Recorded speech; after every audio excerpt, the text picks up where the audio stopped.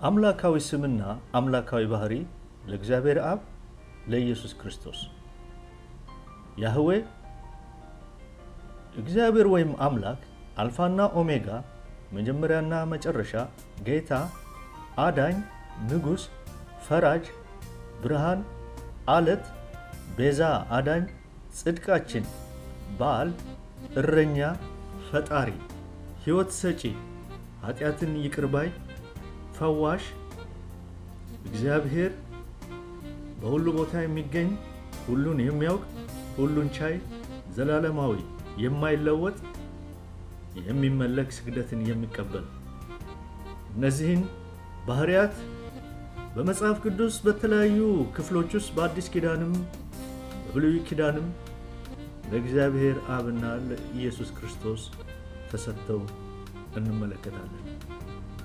የመጽሐፉን ሰንጠረዥ እንመለከታለን። የአምላክ ስም አስመልክቶ ጥያቄ ለዮሐ ምስክሮች በዘጸአት 3:15 ላይ እግዚአብሔር ያህዌ የሚለው ስም ሳይጨመርበት የአባቶቻችሁ አምላክ የአብርሃም አምላክ የይስሐቅ አምላክ የያዕቆብ አምላክ ተብሎ ከተጠራ እግዚአብሔር ያህዌ በሚለው ስም ብቻ መጠራት ያለበት ለምንድን ነው? ኢየሱስ ክርስቶስ እግዚአብሔርን ያህዌ በሚለው ስም ፈጽሞ ካልጠራው አባት ብሎ ግን መጥራቱ እግዚአብሔር ሊጠራበት የሚገባው ስም ያህዌ ብቻ ነው እንድንል ያደርገናል። የመጠበቂያ ግንብ ድርጅት መጽሐፍ ቅዱስ ስህተት የሌለበት መጽሐፍ ነው እያለ በአንጻሩ የዕብራውያን ጣዖት አምላኪ ጸሐፍት ጆቫ የሚለውን የእግዚአብሔርን ስም ከመጽሐፍ ቅዱስ ላይ አስወግደውታል ማለቱ የቃለ እግዚአብሔርን ተአማኒነት በጥያቄ ውስጥ አይጥለውም? አዲስ ኪዳን ከአብ ይልቅ የኢየሱስ ክርስቶስን ስም ከፍ እንደሚያደርግ አውቀዋልን? ከዚህ በታች የሚከተሉትን ሁሉ በማን ስም የሚከናወኑ ናቸው? በማን ስም ነው መሰብሰብ ያለብን? ማቴዎስ 18:20 አንደኛ ቆሮንቶስ 5:4 አጋንንት የሚታዘዙት በማን ስም ነው? ሉቃስ 10:17 የሐዋርያት ሥራ 16:16 ንስሐና የኃጢአት ይቅርታ የሚሰበከው በማን ስም ነው? ሉቃስ 24:47 የኃጢአት ይቅርታ ለማግኘት በማን ስም ነው ያመን ነው? ዮሐንስ 1:12 ዮሐንስ 3:16 የሐዋርያት ሥራ 10:43 አንደኛ ዮሐንስ 3:23 አንደኛ ዮሐንስ 5:13 በማን ስም ብቻ ነው ደህንነት የሚገኘው? የሐዋርያት ሥራ 4:12 ጸሎታችንን መጸለይ ያለብን በማን ስም ነው? ዮሐንስ 14:13-14 ዮሐንስ 15:16 ዮሐንስ 16:23-24 መንፈስ ቅዱስ የተላከው በማን ስም ነው? ዮሐንስ 14:26 ጳውሎስ የማንን ስም ነው እንድንጠራ ያስተማረን? አንደኛ ቆሮንቶስ 1:2 በማን ስም ስልጣን ነበር ደቀ መዛሙርት በሽተኛን የፈወሱት ሽባን የተረተሩት? የሐዋርያት ሥራ 3:16 የሐዋርያት ሥራ 4:7-10 እና ቁጥር 30 የማን ስም ነው ከሁሉ በላይ የሆነው ስም?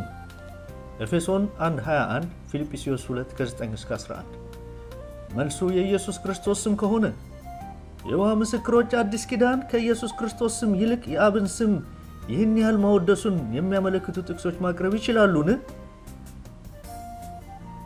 የዮሐ ምስክሮች የዮሐ ምስክርነን እንደሚሉት ሁሉ ከሙሉ ልባቸው ኢየሱስ ክርስቶስ ምስክርነን ማለት ይችላሉ? የሐዋርያት ሥራ 1:8 እንደ ሐዋርያት ሥራ 1:8 የማን ምስክሮች ነው መሆን ያለብን? የዮሐ ምስክሮች የእግዚአብሔር እውነተኛ እና ብቸኛ ምስክሮች ከሆኑ ድርጅታቸው የመጠበቂያ ግንብ የተፈጠረው በ19ኛው መቶ ክፍለ ዘመን ከሆነ የዮሐ ምስክሮች ታሪካዊ ዳራ የሚለው ርዕስ ይመልከቱ። እግዚአብሔር ለ1800 ዓመታት ያለ ምስክር ነበር ማለት ነው። እግዚአብሔር በእነዚህ ዘመናት ውስጥ የነበሩ ሰዎች እርሱን እንዲያውቁት አይፈልግም ነበር ማለት ነው። ለሰዎች አይገደውም። ኢየሱስ ክርስቶስ ወደ ሰማይ ከማረጉ በፊት ደቀ መዛሙርቱ መንፈስ ቅዱስ በእናንተ ላይ በወረደ ጊዜ ኃይልን ትቀበላላችሁ፣ በኢየሩሳሌም በይሁዳ ሁሉ በሰማርያም እስከ ምድር ዳርም ድረስ ምስክሮቼ ትሆናላችሁ አለ። የሐዋርያት ሥራ 1:8። ከዚህ በኋላ አዲስ ኪዳን ስንመረምር ደቀ መዛሙርት የአብ ወይም የያህዌ ምስክር ሳይሆን የኢየሱስ ምስክር ነው የሆኑት። ምስክርነታቸውን መሰረት ያደረገው ኢየሱስ በአካል ነው ከሙታን መነሳቱን ነበር። ምስክርነታቸውም መሰረት ያደረገው ኢየሱስ በአካል ከሙታን መነሳቱን ነበር። ይህም አስተምሮ የወንጌል መሰረት ነው። አንደኛ ቆሮንቶስ 15 ከ1-4። ሐዋርያው ጳውሎስ የኢየሱስ ትንሣኤ የደህንነት መሰረት እንደሆነ አስተምሯል። ሮሜ 10 ከ9-10። ነገር ግን የይሖዋ ምስክሮች የኢየሱስ ክርስቶስን የአካል ትንሣኤ አይቀበሉም። የይሖዋ ምስክሮችና የኢየሱስ ክርስቶስ ትንሣኤ የሚለውን ክፍል ይመለከቷል። ደቀ መዛሙርት የኢየሱስ ክርስቶስ ምስክር እንጂ የይሖዋ ምስክር አልነበሩም። የሚከተሉትን የአዲስ ኪዳን ክፍሎች ይመልከቱ። ይህን ኢየሱስን እግዚአብሔር አስነሳው፣ ለዚህም ነገር እኛ ሁላችን ምስክሮች ነን። የሐዋርያት ሥራ 2:32። የሕይወትን ራስ ገደላችሁት፣ እርሱን ግን እግዚአብሔር ከሙታን አስነሳው፣ ለዚህ ነገር እኛ ምስክሮች ነን። የሐዋርያት ሥራ 3:15። ሐዋርያትም የጌታን የኢየሱስ ክርስቶስን ትንሣኤ በታላቅ ኃይል ይመሰክሩ ነበር፣ በሁሉም ላይ ታላቅ ጸጋ ነበረባቸው። የሐዋርያት ሥራ 4:33። እግዚአብሔር ግን ከሙታን አስነሳው፣ በሕዝብም ዘንድ ምስክሮቹ ለሆኑት ከእርሱ ጋር ከገሊላ ወደ ኢየሩሳሌም ለወጡት ብዙ ቀን ታያቸው። የሐዋርያት ሥራ 13 ከ30-31። በእነዚህ ጥቅሶች መሰረት የጥንት ክርስቲያኖች የይሖዋ ምስክሮች ነበሩ ወይስ የኢየሱስ ክርስቶስ ምስክሮች? የይሖዋ ምስክሮችና አስተምህሮ ሥላሴ። የይሖዋ ምስክሮች በሥላሴ አስተምህሮ አያምኑ። የመጠበቂያ ግንብ፣ የመጽሐፍ ቅዱስና የትራክት ማህበር በሚል ስያሜ የሚታወቀው ድርጅታቸው በሥላሴ ማመን ይገባሃልን በሚል ርዕስ ያስቀመጠው ጽሑፍ እንዲህ በማለት ይጠይቃል። ሰዎች ስለ ሥላሴ በቅድሚያ የሚያውቁት ነገር ሳይኖር መጽሐፍ ቅዱስን ከዳር እስከ ዳር ቢያነቡት ካነበቡት ነገር የሥላሴን ጽንሰ ሐሳብ ሊያገኙ ይችላሉን? በፍጹም አይችሉም። ከቅዱሳን ጽሑፎች እየጠቀሱ ማመራመር በሚለው መጽሐፋቸው ደግሞ የሥላሴ ትምህርትም ሆነ ስለ አምላክ ያላቸው ጽንሰ ሐሳብ የሥላሴ አማኞች ከአረማውያን ምንጮች የተቀዳና መጽሐፍ ቅዱስ ተጽፎ ካለቀ ከአያሌ መቶ ዘመናት በኋላ የአሁኑን ቅርጽ እንዲይዝ የተደረገ ነው ይላል። የመጠበቂያ ግንብ ድርጅት ኢየሱስ ክርስቶስ የሥላሴን ትምህርት ፈጽሞ አላስተማረም ባይ ነው። ሌት ጋድ ቢ ትሩ፣ እግዚአብሔር እውነተኛ ይሁን የሚለው የድርጅቱ መጽሐፍ እንዲህ ይላል። ይህ እንግዳ የሆነና የተወሳሰበ አደናጋሪ አስተምህሮ በክርስቶስ ኢየሱስ ምንም ትኩረት አልተሰጠውም፣ አላብራራውም፣ አላስተማረውም። ይኸው መጽሐፍ ለዚህ አቋሙ የሚያቀርበው አመክንዮ ማስረጃ ደግሞ ኢየሱስ ክርስቶስ ሞቶ በመቃብር ውስጥ 3 ቀን በቆየበት ጊዜ ዓለማትን የሚያስተዳድረው ማን ነበር?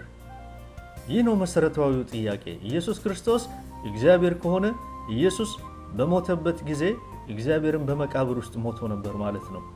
ዓለማትን በሙላት ለመቆጣጠር ለሰይጣን እንዴት አይነት አስደናቂ አጋጣሚ ነው! ኢየሱስ ክርስቶስ የማይሞት እግዚአብሔር ቢሆን ኖሮ መሞት አይችልም ነበር። ይህ ብቻ አይደለም። የመጠበቂያ ግንብ ድርጅት በዘመናት ሁሉ የሥላሴን አስተምህሮ በሰዎች እንዲወገዝና ምክንያታዊ አቀራረብ ለማስያዝ ሲል የክርስቶስ ቤተክርስቲያን የሥላሴን መሰረተ እምነት ከምታምንበት መንገድ ውጭ አጣመው እንዲህ ሲል ያቀርበዋል። የሦስት እግዚአብሔሮች በአንድ እግዚአብሔር የሚለው አስተምህሮ ከሰይጣን ጨለማዊ ምስጢሮች አንዱ ነው። በጳጳሱ በኩል ቃሉንና የእግዚአብሔርን ዓላማ ያጨለመበት ነው። ልብ ይበሉ። የክርስትና እምነት ስለ ሥላሴ ያለው አስተምህሮ እግዚአብሔር አንድ ነው፣ በአንድ እግዚአብሔር ግጻዌ መለኮት ጎድሄድ 3 እኩል የሆኑ አካላት ፐርሰንስ አሉ የሚል እንጂ 3 እግዚአብሔሮች በአንድ እግዚአብሔር የሚል ትምህርት አይደለም። ይህ ብቻ አይደለም። ይኸው የመጠበቂያ ግንብ መጽሐፍ ይህ መጽሐፍ ቅዱሳዊና ይህ አመክንዮአዊ የሆነው የሥላሴ አስተምህሮ 3 አምላኮች በአንድ አካል 1% ይላል። የሥላሴ አማኞች ግን የሚያምኑት 3 እግዚአብሔሮች በአንድ እግዚአብሔር የሚል ሳይሆን አንድ እግዚአብሔር አለ፣ በአንዱም በእግዚአብሔር ግጻዌ መለኮት 3 እኩል የሆኑ አካላት አሉ የሚል ነው። ሪኮንሲሊዬሽን የሚለው የድርጅቱ መጽሐፍ እንደ ሥላሴ የሚያታልልና የተስፋፋ አስተምህሮ የለም። ይህም አስተምህሮ የተጠነሰሰው በአንድ አእምሮ ነው፣ ይኸውም በሰይጣን ዲያብሎስ ነው ይላል። ሪችስ የሚለው መጽሐፍ ደግሞ የእግዚአብሔርን ስም ለማጉደፍና ሰዎችን ከእግዚአብሔር ለማሸሽ በሰይጣን የተሰራውና የተነገረው ሌላው ውሸት ሥላሴ ነው ይላል። የመጠበቂያ ግንብ ድርጅት የሥላሴ አስተምህሮ ጠንሳሽ ሰይጣን ነው ባይ ብቻ ሳይሆን የሥላሴ ትምህርት ጽንሰ ሐሳብ የተቀዳው ከአረማውያን መድበለ አማልክት ነው የሚልም አስተያየት አለው። በሥላሴ ማመን ተገቢ እንዳልሆነ ለማሳሰብ በዚሁ በመጠበቂያ ግንብ ድርጅት የወጣው ጽሑፍ በሥላሴ ማመን ይገባሃልን? ፓጋኒዝም ኢን አወር ክርስቲያኒቲ አረማዊነት በክርስትናችን ውስጥ የተሰኘውን መጽሐፍ በመጥቀስ የሥላሴ እምነት የመጣው ሙሉ በሙሉ ከአረማውያን ነው ይላል። በተጨማሪም ይኸው የድርጅቱ ጽሑፍ የሥላሴን አስተምህሮ እንዲህ እያለ ያጣጥለዋል። የሥላሴ እምነት የመነጨው ሙሉ በሙሉ ከአረማውያን ነው። ለምሳሌ በህንዳውያን ሃይማኖት ውስጥ ብራህማ፣ ሲቫ እና ሲሰኑ የተባሉት የሦስት አማልክት ጥምረት፣ በግብፃውያን ሃይማኖት ደግሞ ኦሲሪስ፣ አይሲስ እና ሆረስ የተባሉ የሦስት አማልክት ጥምረት እናገኛለን። አምላክ ሥላሴ እንደሆነ የሚታመነው በታሪክ በታወቁ ሃይማኖቶች ብቻ አይደለም። በአጠቃላይ የመጠበቂያ ግንብ ድርጅት የሥላሴን አስተምህሮ እንዲህ ሲል ይደመድመዋል። እግዚአብሔር የዚህ አስተምህሮ ጠንሳሽ አይደለም። በአጠቃላይ የመጠበቂያ ግንብ የመጽሐፍ ቅዱስና የትራክት ማህበር በመባል የሚታወቀው ሃይማኖታዊ ድርጅት ስለ ሥላሴ ያለው አስተምህሮ ከዚህ እንደሚከተለው ነው። የውሃ አምላክ በአንድ አካል ፐርሰን ሁሉን ቻይ እግዚአብሔር ነው። እግዚአብሔር ሥላሴ አይደለም። በክርስትና የሃይማኖት መግለጫዎች ላይ እንደሰፈረው በእግዚአብሔር ግጻዌ መለኮት ውስጥ ሦስት እኩል የሆኑ አካላት የሉም። ኢየሱስ ክርስቶስ ሁሉን ቻይ አምላክ አይደለም። ኢየሱስ በቅድመ ስብዕናው ጊዜ በእግዚአብሔር በቀጥታ የተፈጠረ ብቸኛ ፍጡር ነው። ሊቀ መላእክ ሚካኤል ነው። ኢየሱስ ክርስቶስ ሌሎችን ፍጥረታት እንዲፈጥር በእግዚአብሔር አምላክ ኃይል ተሰጥቶታል። ክርስቶስ አሁን የሚኖረው መለኮት መሰል ሥልጣኑን እንደያዘ ነው። እንዲያውም ከሞቱና ከትንሣኤ በኋላ ከየውሃ አምላክ ጥቅማጥቅሞችንና ኃይልን በማግኘት በየውሃ ስር ሆኖ መላውን ዓለም እያስተዳደረ ነው። መንፈስ ቅዱስ አካላዊ እኔነት ፐርሶናሊቲ የለውም። በእግዚአብሔር ግጻዌ መለኮት ውስጥ መንፈስ ቅዱስ የሚባል ሦስተኛ አካል የለም። መንፈስ ቅዱስ አካላዊ እኔነት የሌለው የአምላክ ፈጣን ኃይል ነው። እግዚአብሔር አምላክ ሕዝቡ እንዲታዘዘው ለማድረግ ሲፈልግ ለሕዝቡ የሚሰጠው ኃይል ነው። መጽሐፍ ቅዱሳዊ ማስረጃዎች የመጠበቂያ ግንብ ድርጅት የሥላሴን አስተምህሮ ላለመቀበልና ትምህርቱም ከአረማውያን መድበለ አማልክታዊ እሳቤ የተቀዳ ነው ብሎ ለመደምደም ከቃለ እግዚአብሔር የሚጠቅሳቸው ማስረጃዎች የሚከተሉት ናቸው። የሥላሴ ትምህርት ያቆጠቆጠውና በስፋት ይታመንበት የጀመረው ከሐዋርያት ዘመን በኋላ ነው። መጽሐፍ ቅዱስ ሥላሴ ወይም ሦስት አካላት አንድ እግዚአብሔር የሚለውን ቃላት አይጠቀምም። የብዙ ሊቃውንቶች ሥራ እንደሚያረጋግጠው የሥላሴ ትምህርት የመነጨው ወይም መሠረታዊ እሳቤው መንጸባረቅ የጀመረው በአራተኛው መቶ ክፍለ ዘመን አካባቢ ነው። መጽሐፍ ቅዱስ ስለ ሥላሴ ትምህርት የሚያስተምረው ምንም ነገር የለም። እንደ ማቴዎስ 28:19 ያሉ የመጽሐፍ ቅዱስ ክፍሎች የሥላሴን ትምህርት ለማስተማር ብቁ አይደሉም። ክፍሉ የሚያሳየን አብ፣ ወልድና መንፈስ ቅዱስ የተወሰነ ኅብረት እንዳላቸው እንጂ በግጻዌ መለኮት ውስጥ ሦስት እኩል የሆኑ አካላት ለመኖራቸው አይደለም። ኢየሱስ ክርስቶስ ሁሉን ቻይ አምላክ አይደለም። ፍጥረታት አምላክ ጎድስ ስሞል ጂ ተብለዋል። ዕብራውያን 2:7 የተጠቀሰው ከመዝሙር 8:5 ላይ ሳይሆን መልአክ የሚለው ቃል ከዕብራይስጡ ኤሎሂም ከሚለው ቃል የተመለሰ ነው። ስለዚህ መዝሙር 8:5 ላይ የሚገኘው ኤሎሂም የሚለው ቃል አማልክት ወይም እግዚአብሔር መሰል God like ones NWT ተብሎ መተርጎም አለበት። መዝሙር 82:1-8 ዮሐንስ 10:34 የእስራኤል ፈራጆች አማልክት ተብለዋል። በዚህ ክፍል ላይ አማልክት የሚለው ቃል የገባው እግዚአብሔርን በሚወክል መልኩ ነው። ምክንያቱም ፈራጆቹ የእግዚአብሔር ወኪሎች ናቸው። ኢየሱስ ክርስቶስ የእግዚአብሔር ልጅ መሆኑን ለማስረዳት የቀረበ መከላከያ ጥቅስ መዝሙር 82:8 ነው። ኢየሱስ ክርስቶስ ከእግዚአብሔር የሚያንስ አምላክ ወይም God ነው እንጂ ሁሉን ቻይ አምላክ አይደለም። በኢሳይያስ 9:6 ላይ ኢየሱስ ክርስቶስ ኃያል አምላክ ተባለ እንጂ ሁሉን ቻይ አምላክ አልተባለም። ዮሐንስ 1:1 እግዚአብሔር ከሚለው የግሪክ ቃል ፊት የተወሰነ መስተጻምር ካለ ካለ ቃሉ በአብዛኛው መተርጎም ያለበት እግዚአብሔር ወይም God ተብሎ ነው። ነገር ግን ቃሉ አብዛኛውን ጊዜ እንደሚገኝበት አውድ ስለሚወሰን የቃሉን ፍቺ የሚወስኑት ተርጓሚዎቹ ናቸው። በዚህ ክፍል ግን ቃል የተባለው ክርስቶስ በእግዚአብሔር ዘንድ ስለነበር እሱ ራሱ እግዚአብሔር God ሊሆን አይችልም። ይህንንም አውድ ራሱ ግልጽ ያደርገዋል። ምክንያቱም ማንም ከራሱ ጋር ወይም ከራሱ ዘንድ አብሮ ሊሆን አይችልም። ስለዚህ የዮሐንስ 1:1 ትክክለኛ ትርጉም God ብሎ God small g የሚለው ነው። እንደ ሥላሴ አማኞች ትምህርት በዮሐንስ 5:18 ላይ ሐዋርያው ዮሐንስ እየተናገረ ያለው ኢየሱስ ክርስቶስ ከእግዚአብሔር ጋር እኩል እንደሆነ ነው። ነገር ግን ዮሐንስ የዘገበልን ዕብራውያኑ የኢየሱስ አነጋገር የገባቸው ኢየሱስ ራሱን ከእግዚአብሔር ጋር እንዳስተካከለ ነው።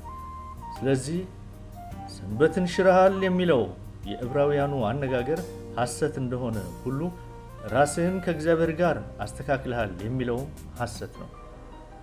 በዮሐንስ 20:28 ቶማስ ኢየሱስ ክርስቶስ አምላኩ መሆኑን ማመኑ ኢየሱስ ክርስቶስ በላይ ኃያል መሆኑን መቀበሉን የሚያመለክት ነው። ወይም ኢየሱስ ክርስቶስ ያው ሆኖ በማየቱ ወደ እግዚአብሔር አምላክ በመደነቅ መጮሁን የሚያሳይ ነው። ይህ ክፍል ቶማስ ኢየሱስ ክርስቶስን እንደ ሁሉን ቻይ አምላክ ማመኑን የሚያስተምር አይደለም። ዮሐንስ 20:17 የሚያስተምረን እግዚአብሔር ኢየሱስ ክርስቶስ የበላይ መሆኑን ነው።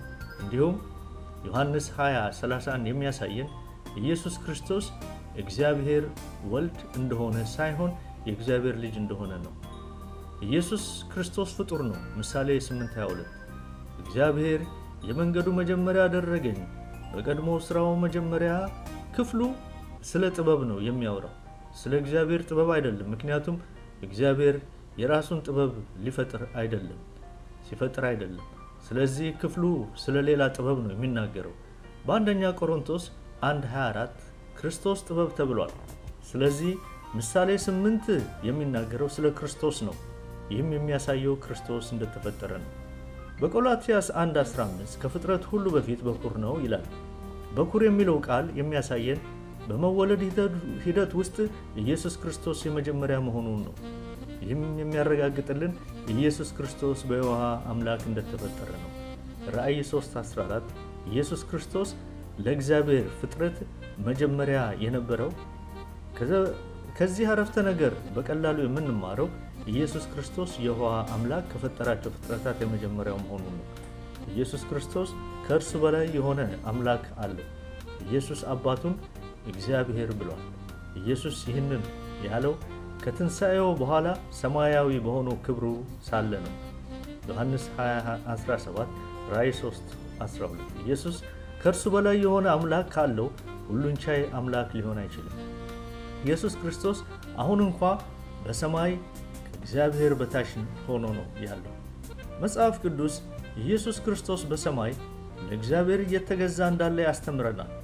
ይህም በምድር በነበረበት ጊዜ እንደተገዛው ማለት ነው። ዮሐንስ 14:28 አንደኛ ቆሮንቶስ 11:3 አንደኛ ቆሮንቶስ 15:28 ኢየሱስ ክርስቶስ ሊቀ መልአክ ሚካኤል ነው። በዳንኤል 10:13 ላይ ሚካኤል ከዋነኞቹ አለቆች አንዱ ነው። ዳንኤል 12:1 ላይ በዚያም ዘመን ስለ ሕዝብ ልጆች የሚቆመው ታላቁ አለቃ ሚካኤል ይነሳል የሚለው ትንቢት የተፈጸመው በኢየሱስ ክርስቶስ ወይም ሚካኤል በሰማይ እንደ ንጉሥ ሆኖ በ1914 በነገሰበት ጊዜ ነው። የመጽሐፍ ቅዱሳዊ ማስረጃ የሚያሳየን ኢየሱስ ክርስቶስ በቅድመ ህልውናውም ሆነ በድረ ህልውናው ጊዜ ሚካኤል እንደሆነ ነው። አንደኛ ተሰሎንቄ 4:16 ጌታ ራሱ በትእዛዝ በመላእክት ማለቃ ድምፅ በእግዚአብሔር መለኮት ከሰማይ ይወርዳልና በክርስቶስም የሞቱ አስቀድመው ይነሳሉ። ጌታ ራሱ ነው በመላእክት አለቃ ድምፅ የሚናገረው። ይህም ኢየሱስ ሚካኤል እንደሆነ ያሳያል። ሚካኤል ብቻ ነው ሊቀ መልአክ የተባለው። ይህም ማለት የመላእክት ዋነኛ ወይም የመላእክት ገዢ ማለት ነው። ቃሉ በመጽሐፍ ቅዱስ የተጠቀሰው በነጠላ ቁጥር ነው። ይህም እግዚአብሔር ለመላእክት አንድ አለቃ ብቻ እንዲኖራቸው ያደረገ ይመስላል። በአንደኛ ተሰሎንቄ 4:16 የትንሣኤ ጌታ ኢየሱስ ክርስቶስ ድምፅ በሊቀ መልአክ ሚካኤል ድምፅ ተገልጿል። ይህ የሚያመለክተን በእርግጥ ራሱ ሊቀ መልአክ እንደሆነ ነው። መንፈስ ቅዱስ አካላዊ ህልውና ፐርሶናሊቲ የለውም። በመጽሐፍ ቅዱስ ውስጥ መንፈስ ቅዱስ አካላዊ ህልውና እንደሌለው ተደርጎ ነው የተገለጸው። መንፈስ ቅዱስ በማርቆስ 1:10 ላይ በርግብ አምሳል ነው የታየው። በማቴዎስ 3:11 ላይ፣ በሉቃስ 3:16 ላይ መንፈስ ቅዱስ ከእሳት ጋር ተነጻጽሯል። በኤፌሶን 5:18 መንፈስ ቅዱስን መሞላት በወይን ጠጅ ከመስከር ጋር ተነጻጽሯል። አካላዊ ህልውና ባለው ነገር መሞላት ሞኝነት ነው። መንፈስ ቅዱስ በሰውኛ አገላለጽ ቀርቧል። ስለዚህ አካላዊ ህልውና ሊኖረው አይችልም። መጽሐፍ ቅዱስ የእግዚአብሔርን መንፈሳዊ አካላዊ ህልውና አቅርቦታል። ነገር ግን በሰውኛ አገላለጽ ነው። መጽሐፍ ቅዱስ አንዳንዴ አካላዊ ህልውና የሌላቸውንም ነገሮች በሰውኛ አገላለጽ አቅርቧቸዋል። ለምሳሌ ጥበብ ልጅ እንዳለው ሉቃስ 7:35፣ ኃጢአትና ሞት እንደ ንጉሥ እንደነገሱ ሮሜ 5:14 እና 21፣ ውሃና ደም ከመንፈሱ ጋር እንደሚመሰክሩ አንደኛ ዮሐንስ 5:8። የውሃ ምስክሮች የሥላሴ ትምህርት በቃል እግዚአብሔር ሲመዘን የሥላሴ ትምህርት የተቀዳው የእግዚአብሔር ስልጣናዊ ቃል ከሆኑ ከመጽሐፍ ቅዱስ ላይ ነው። እንደ ማንኛውም የመጽሐፍ ቅዱስ አስተምህሮ ሁሉ የሥላሴ ትምህርት ስርዓታዊ ትንተናን ተከትሎ የቀረበው የክርስቶስ ቤተክርስቲያን አብ፣ ወልድ፣ መንፈስ ቅዱስን በተመለከተ ለተነሳው የመናፍቃን እንቅስቃሴ መልስ ለመስጠት እንዲያስችላት ነው። የምሁራኑ ማስረጃ የሚረጋገጠው ይህንኑ እውነታ እንጂ የሥላሴ አስተምህሮ መጽሐፍ ቅዱሳዊ አለመሆኑን አይደለም። መጽሐፍ ቅዱስ ስለ ሥላሴ ሰፊ ትምህርት አለው። አስተምህሮተ ሥላሴ የተመሰረተው በማቴዎስ 28:19 ላይ ብቻ አይደለም።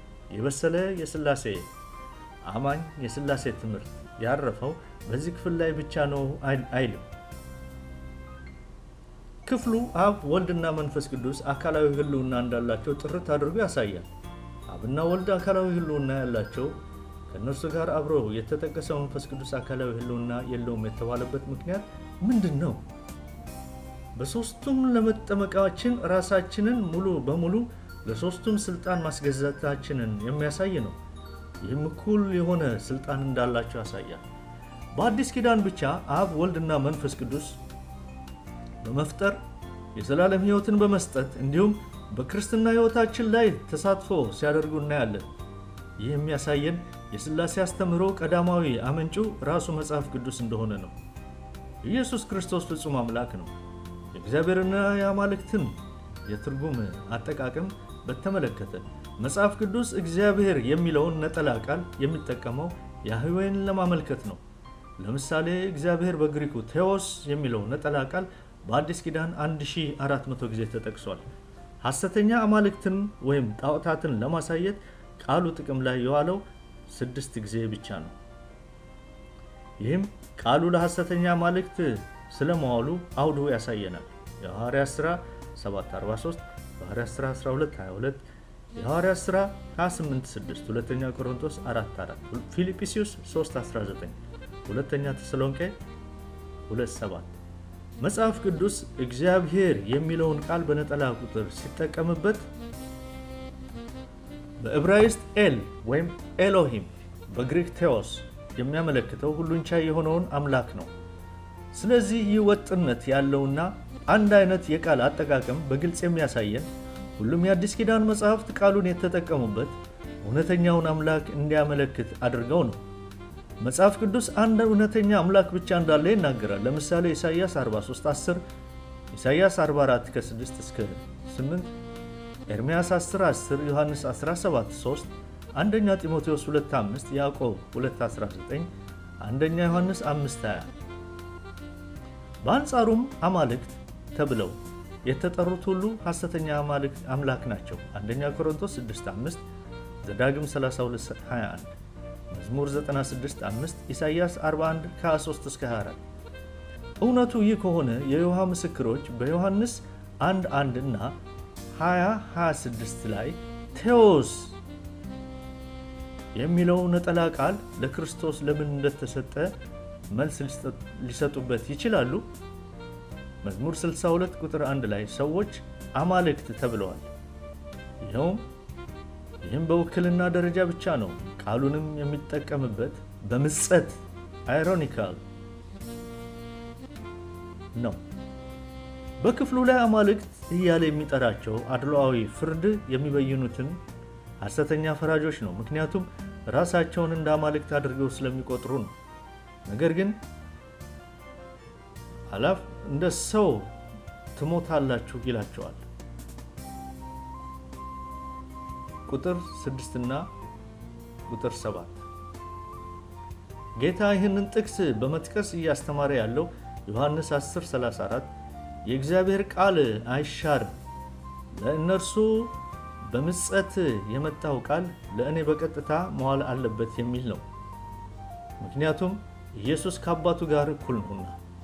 ቁጥር 27-23 እና ቁጥር 38 በኢሳይያስ 9:6 መሲሁ ኃያል አምላክ እንደተባለ ሁሉ በዚያው አውድ ውስጥ የያዕቆብ አምላክ ኃያል አምላክ ተብሏል።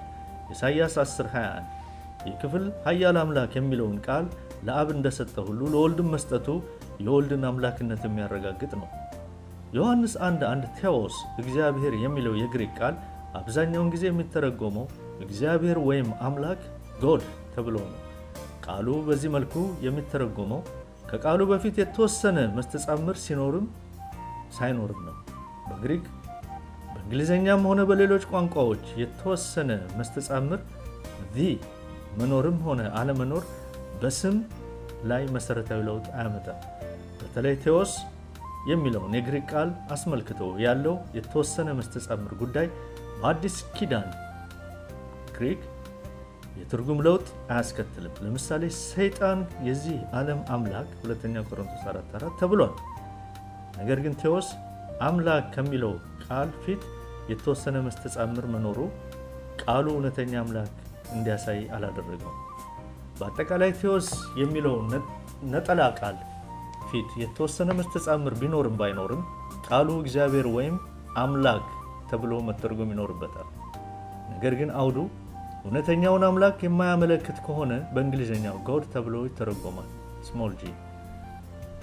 በዮሐንስ ወንጌል ምዕራፍ 1 ላይ ቴዎስ የሚለው ቃል የተወሰነ መስተጻምር ሳይኖረው እግዚአብሔር ተብሎ ነው የተተረጎመው፣ ጎድ ካፒታል ጂ። ዮሐንስ 1:1፣ ዮሐንስ 1:12፣ 13 እና 16 ቁጥሮች። በዮሐንስ 1:1 ላይ ቃልም በእግዚአብሔር ዘንድ ነበር፣ እግዚአብሔር ቴዎስ ከሚለው ቃል ፊት የተወሰነ መስተጻምር አለ። የትርጉሙም ይዘት ሳይቀይር ቴዎስ የሚለው ቃል የተወሰነ መስተጻምር ሳይኖረው በሚቀጥለው ሐረግ ውስጥ ተጠቅሷል። ቃልም እግዚአብሔር ነበረ። የተወሰነ መስተጻምር ከቴዎስ ፊት መኖርም ሆነ አለመኖር የትርጉም ለውጥ እንደማያመጣ የሚከተሉትን ጥቅሶች በአዲሲቱ ዓለም ትርጉም እንኳን ማየት ይቻላል። ዮሐንስ 3:2፣ ዮሐንስ 13:3፣ ሮሜ 1:21፣ አንደኛ ተሰሎንቄ 1:9፣ ዕብራውያን 9:14፣ አንደኛ ጴጥሮስ 4:11-12። ቃልም በእግዚአብሔር ዘንድ ነበረ የሚለው አረፍተ ነገር የሚያሳየን ቃል የተባለው ክርስቶስ ከእግዚአብሔር አብ ጋር አብሮ እንዳለና ዘንድ ቃልም ከእግዚአብሔር አብ የተለየ ህልውና ፐርሶናሊቲ እንዳለው የሚያስተምረን ነው። በዚህ ትምህርት የይሖዋ ምስክሮች ራሳቸው ይስማማሉ። ነገር ግን የሐዋርያት ቤተክርስቲያን አብም ወልድም አንድ ህላዌ ያላቸው ከሚለው ትምህርታቸው ጋር ይህን ጥቅስ እንዴት ያስታርቁት ይሆን? ቀጣዩ አረፍተ ነገር ቃልም እግዚአብሔር ነበር ሲል ቃል የእግዚአብሔር ባህሪ ኔቸር እንዳለው የሚያሳይ ነው እንጂ የይሖዋ ምስክሮች እንደሚሉት እግዚአብሔር የሚለው ቃል ሁሉን ቻዩ እግዚአብሔር ወደ ኃያሉ እግዚአብሔር መለወጡን ለማሳየት ተፈልጎ አይደለም። በአጠቃላይ በዮሐንስ 1:1 ላይ ለማለት የተፈለገው ቃል በእግዚአብሔር አብ ዘንድ ነበር። እንዲሁም ቃል ራሱ የእግዚአብሔር ባህሪ እንዳለው ነው። ዮሐንስ እግዚአብሔር ቴዎስ ከሚለው ቃል ፊት የተወሰነ መስተጻምር ቃልም በእግዚአብሔር ዘንድ ነበር በማድረግ እግዚአብሔር አብን ለማመልከት እንደፈለገ ሁሉ ለወልድም ቃልም እግዚአብሔር ነበር የተወሰነ መስተጻምር ቢጠቀም ኖሮ ቃል የተባለው ክርስቶስ ራሱ እግዚአብሔር አብ ነው የሚል ትርጉም ይኖረው ነበር። ዮሐንስ የክርስቶስን ፍጹም አምላክነትና ክርስቶስ ከአብ የተለየ ህላዌ እንዳለው ያሳየው አረፍተ ነገሩን ያለ መስተጻምር በመገንባት ነው። በዮሐንስ 5:18 ላይ ዮሐንስ ዕብራውያን ኢየሱስ ክርስቶስ ከአብ ጋር እኩል ነኝ ማለቱ ነው ብለው መረዳታቸውን መዘገቡ እውነት ነው። እንዲሁም ሰንበትን ሽረሃል የሚለው የዕብራውያን ክስ ትክክል ያለ መሆኑ እውነት ነው። ነገር ግን የጉዳይ የይሖዋ ምስክሮች ኢየሱስ እኔ ከአብ ጋር እኩል ነኝ አላለም የሚለውን ትምህርታቸውን አያመለክትም። በሌላ አውድ ኢየሱስ ዕብራውያንን የሰንበት መንፈስ በመሻራቸው ሲቃወማቸው እናያለን። ማቴዎስ 12:9-14። ነገር ግን በዚህ ክፍል ላይ ኢየሱስ የሰንበት ጌታ መሆኑን እያስተማረ ነው። በዮሐንስ 5:17 ላይ ኢየሱስ ሰንበትን እየተቸ ሳይሆን ሕጉ እርሱን እንደማይወክል ሕጉ በሰብአውያን ላይ ብቻ ተግባራዊ እንደሚሆን እያስተማረ ነው። ስለዚህ ዕብራውያን ኢየሱስ ክርስቶስ እንዲህ ማድረጉ ራሱን ከእግዚአብሔር ጋር ማስተካከሉ ነው በማለታቸው አልተሳሳቱም። ጌታ በሚቀጥሉት ጥቅሶች እያለ ያለው እግዚአብሔር መሆኑን እየካደ ሳይሆን የልጁ ስልጣን በአባቱ ላይ የተመሰረተ መሆኑን ያስረገጠ ነው። ዮሐንስ 20:28 ኢየሱስ ሕያው ሆኖ ከሙታን በመነሳቱ ቶማስ በመደነቅ ወደ እግዚአብሔር ኦ አምላኬ ብሎ መጮሁ ነው የሚለው የይሖዋ ምስክሮች ትምህርት ከክፍሉ አውዱ ጋር ብቻ ሳይሆን ከታሪካዊ ዳራውም ጋር አብረው የሚሄድ አይደለም። በመጀመሪያ ክፍለ ዘመን የነበሩ ዕብራውያን የእግዚአብሔር ስም በንዝህላልነት በዚህ መልኩ አይጠቀሙበትም ነበር። ከክፍሉ የምንመለከተው ነገር ቶማስ በቀጥታ ለኢየሱስ መልስ እየሰጠ እንዳለ ነው። ቶማስም ጌታዬ አምላኬ ብሎ መለሰለት። የይሖዋ ምስክሮች ኢየሱስ ክርስቶስ ፍጡር ነው ለሚለው ትምህርታቸው ከቃለ እግዚአብሔር የሚጠቅሷቸው ጥቅሶች ምሳሌ 8:22፣ ቆላስይስ 1:15፣ ራእይ 3:14 በፍጹም ትምህርታቸውን የሚደግፉ አይደሉም። ይልቁንም ድርጅታቸው የአምላክን ቃል እንዴት እንደሚያጣምም እንዲሁም ለእግዚአብሔር ቃል ያለው ዕውቀት ደካማ እንደሆነ የሚያሳይ ነው። ምሳሌ 8:22 በምሳሌ መጽሐፍ ከምዕራፍ 1 እስከ 9 ባሉት ክፍሎች ሁሉ ጥበብ በሰውኛ አነጋገር ጥቅም ላይ ውሏል። ስለዚህ ምሳሌ 8:22 እስከ 31 ስለ ክርስቶስ ይናገራል ማለት ትክክል አይደለም። የምሳሌ መጽሐፍ ፍጹም ቅኔያዊ በመሆኑ አንደኛ ቆሮንቶስ 1:24 እና ቁጥር 30 ጋር በማያያዝ ክፍሉ ስለ ክርስቶስ ይናገራል ማለት አግባብ አይደለም። የምሳሌ መጽሐፍ የቅኔ መጽሐፍ ነው። ስነ ጽሑፋዊ ቅርጹም ቅኔያዊ ነው። በምሳሌ 1 እስከ 9 ባሉት ክፍሎች ጥበብ በሰውኛ ፐርሶኒፊኬሽን አገላለጽ ነው የተጠቀሰችው። ዳዊት መሰንቆንና በገናን ተነሱ እንደሚለው ማለት ነው። በገና ሆይ ተነስ፣ መሰንቆም እኔም ማልጄ እነሳለሁ። መዝሙር 108:2። ክፍሉ ስለ ጥበብ ሳይሆን ስለ ክርስቶስ ነው የሚናገረው ካልን የሚከተሉት ጥያቄዎችን ልናነሳ እንችላለን። ክፍሉ ጥበብን በአንስታይ ፌሚኒን ነው የሚጠራት። ቁጥር 1፣ 2፣ 3፣ 11 ክርስቶስ በየትኛውም የመጽሐፍ ቅዱስ ክፍል ነው አንቺ የተባለው? በየትኛው የመጽሐፍ ቅዱስ ክፍል ነው አንቺ የተባለው?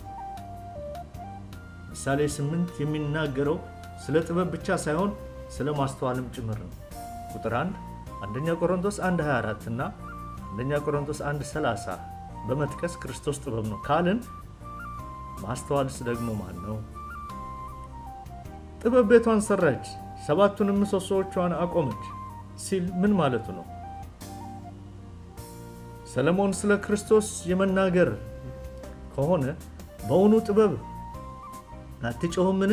ማስተዋልስ ድምጿን አትሰጥምን? በማለት ሰውኛ አገላለጽ መጠቀም ለምን አስፈለገው? ኢየሱስ ክርስቶስ ፍጡር ከሆነ የእግዚአብሔር ኃይልና ጥበብ ክርስቶስ ነውና አንደኛ ቆሮንቶስ 1:4 እግዚአብሔር ክርስቶስን ከመፍጠሩ በፊት ኃይልና ጥበብ የለውም ነበር ማለት ነው። በምሳሌ መጽሐፍ ውስጥ ጥበብ እንደሚገዛ ንብረት ነው የቀረበችው። ምሳሌ 1:5 ምሳሌ 4:5 ምሳሌ 15:32 ምሳሌ 18:16 ምሳሌ 17:16 ምሳሌ 18:15 ምሳሌ 19:8 ምሳሌ 20:14 ምሳሌ 23:23 ይህን ማን ያስተምረናል? ይህስ ምን ያስተምረናል? በእርግጥ የምሳሌ መጽሐፍ የጥበብን ዊዝደም አስፈላጊነት እንጂ ስለ ክርስቶስ አያወራም። ቆላስያስ 1:15 በኩር የሚለው ቃል በመውሰድ ቅደም ተከተል የመጀመሪያ ማለት ሳይሆን ክርስቶስ የፍጥረታት ሁሉ ወራሽና ባለቤት መሆኑን የሚያስተምር ነው። በኩር ተብሎ የተተረጎመው የግሪክ ቃል ፕሮቶቶክስ የሚያመለክተው በጊዜው ቅደም ተከተል የመጀመሪያ መሆኑን ሳይሆን ታላቅነትንና ክብርን የሚያሳይ ቃል ነው። ንጉሥ ዳዊት የእሴይ የመጨረሻ ልጅ ነው። በንግስና ከሄድን ከዳዊት በፊት ንጉሥ ሳኦል 40 ዓመት ነግሷል። ነገር ግን እግዚአብሔር ዳዊትን በኩር ይለዋል። መዝሙር 88:27 ይህ የሚያሳየን የዳዊትን ክብር እንጂ የጊዜ ብልጫን አይደለም። ዮሴፍ የመጀመሪያ ልጅ ምናሴ ሆኖ ሳለ ዘፍጥረት 41:50-51 ኤፍሬም በኩር ተብሏል። ኤርምያስ 31:8 ያዕቆብ የኤሳውን ብኩርና ወሰደ ስንል ክብሩን ወሰደ ማለታችን አይደለም። ጳውሎስ በቆላስያስ 1:15 ላይ የኢየሱስን ፍጡር መሆን ለማመልከት ቢፈልግ ኖሮ ፕሮቶቶክስ ከሚለው የግሪክ ቃል ይልቅ ፕሮቶኪቲሲስ የሚለውን ይጠቀም ነበር። በአዲስ ኪዳን ግሪክ ፕሮቶኪቲሲስ የሚለው ቃል አንድም ጊዜ ክርስቶስን ለማሳየት በጥቅም ላይ አልዋለም።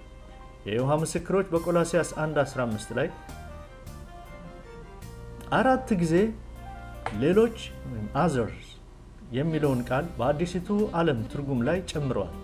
ነገር ግን የግሪክ አዲስ ኪዳን ሌሎች other የሚል ቃል የለውም። ይህን ቃል በክፍሉ ውስጥ 4 ጊዜ መጨመራቸው ኢየሱስን ፍጡር አድርጎ እንዴት እንዳቀረበው ከአዲሲቱ ዓለም ትርጉም ይመልከቱ። ራእይ 3:14 የመጠበቂያ ግንብ ድርጅት አርኪ የሚለውን የግሪክ ቃል ከተፈጠሩት ነገሮች የመጀመሪያ አድርጎ ተርጉመውታል። ቃሉ በአዲስ ኪዳን የጊዜን መጀመሪያ ለማሳየትም ሆነ መገኛ ወይም ምንጭ በሚለው ትርጉሙ በብዙ የአዲስ ኪዳን ክፍሎች ውስጥ ተተርጉሟል።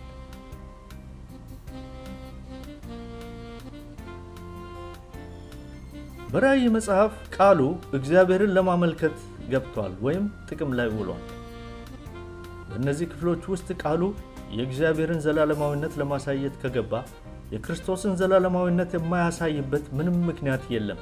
ከአዲሲቱ ዓለም ትርጉም በስተቀር በየትኛውም የእንግሊዝኛም ሆነ የአማርኛ ትርጉሞች ላይ ቃሉ ኢየሱስ ክርስቶስ ፍጡር ነው አይልም። ነገር ግን የፍጥረት መገኛ ወይም መጀመሪያ ተብሎ ነው የተተረጎመው። የ1860 ዓመተ ምህረት የአማርኛ ትርጉም ከ1954 ዓመተ ምህረት ትርጉም ጋር ያወዳድሩ።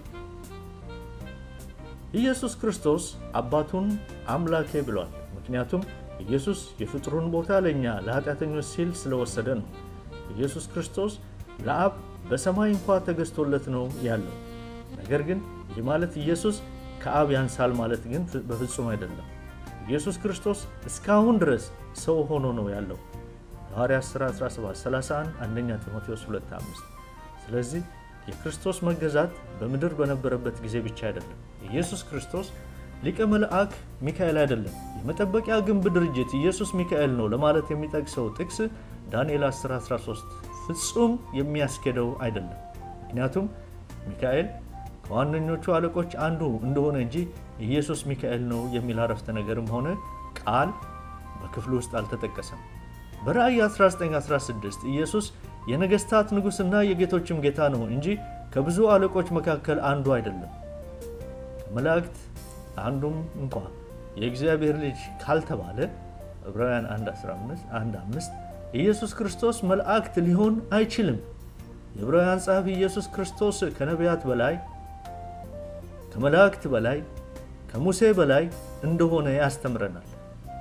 ተዘረዘሩት በላይ መሆኑ የታየው የእግዚአብሔር የመጨረሻ መገለጥ የዓለማት ፈጣሪና የዓለማት ደጋፊ መሆኑ እንዲሁም የእግዚአብሔር ባህሪ ስላለው ነው። ይህ ብቻ አይደለም። ዕብራውያን 1:6 ላይ መላእክት ለኢየሱስ ይሰግዱለታል። በግሪክ ፕሮስኩ ነው። መልአክ ከሆነ እንዴት መላእክት ሰገዱለት? መላእክት ዓለማትን መግዛት ካልቻሉ ዕብራውያን 2:5 የዓለማት ገዢ ኢየሱስ በፍጹም መልአክ ሊሆን አይችልም። ዘፍጥረት 49:10 ሁለተኛ ሳሙኤል 17:18 መዝሙር 2:8 ዳንኤል 7:13-14 ሉቃስ 1:32-33 ማቴዎስ 2:1-2 ማቴዎስ 8:35 ራእይ 19:18 አንደኛ ተሰሎንቄ 4:15 ጌታ ራሱ በትእዛዝ በመላእክት አለቃ ድምጽ በእግዚአብሔር መለከት ከሰማይ ይወርዳልና ክፍሉ ኢየሱስ በታላቅ አጀብ እንደሚመጣ የሚያስተምረን ክፍል እንጂ ኢየሱስ ራሱ በመላእክት ድምጽ ይናገራል አይልም። መንፈስ ቅዱስ አካላዊ ህልውና ፐርሶናሊቲ አለው። ብዙውን ጊዜ አካላዊ ህልውና ማለት መጨበጥ፣ መታየት ወዘተ ማለት የሚመስላቸው ሰዎች አሉ። ነገር ግን መንፈስ ቅዱስ ህልውና አለው ሲባል የራሱ ማንነት ይኸውም ስሜት፣ ዕውቀትና ፈቃድ አለው ማለት ነው። ይዳሰሳል፣ ይታያል ወዘተ ማለት አይደለም። የመጠበቂያ ግንብ ድርጅት መንፈስ ቅዱስ አካላዊ ህልውና በሌላቸው ነገሮችን መመሰሉ አካላዊ ህልውና እንደሌለው ያመለክታል የሚለው ትምህርት ፍጹም የተሳሳተ ነው። ማርቆስ 1:10 መንፈስ ቅዱስ በርግብ መመሰሉ አካላዊ ህልውና የለውም እንድንል አያደርግም። አብ ራሱ በቁጥቋጦ እንደሚነድ እሳት ሆኖ ነው ሙሴን የተገናኘው። ዘጸአት 3:2-4 ይሄ ማለት ግን እግዚአብሔር አብ ህልውና የለውም ማለት አይደለም። በማቴዎስ 3:11 ሉቃስ 3:16 መንፈስ ቅዱስ በእሳት መመሰሉ አካላዊ ህልውና የለውም እንድንል አያደርገንም። መንፈስ ቅዱስ መጽሐፍ ቅዱስ በተምሳሌያዊት አገላለጽ እግዚአብሔር እሳት ነው ይለናል። ዘዳግም 4:24 ዘዳግም 9:3 ዕብራውያን 12:29 ኤፌሶን 5:18 በመንፈስ ቅዱስ ተሞሉ የሚለው የመልእክት ክፍል በእግዚአብሔርም 3:19 ላይ እንዲሁም በክርስቶስ 4:10 ተሞሉ ይለናል። አብና ወልድ አካላዊ ህልውና ያላቸው የሚሞሉን ከሆነ መንፈስ ቅዱስ ቢሞላብን አካላዊ ህልውና የለውም የሚያሰኘው ለምንድን ነው? ኤፌሶን 5:18 በመንፈስ ቅዱስ ተሞሉ የሚለው የመልእክት ክፍል በእግዚአብሔርም እንዲሁም በክርስቶስም ተሞሉ ይለናል።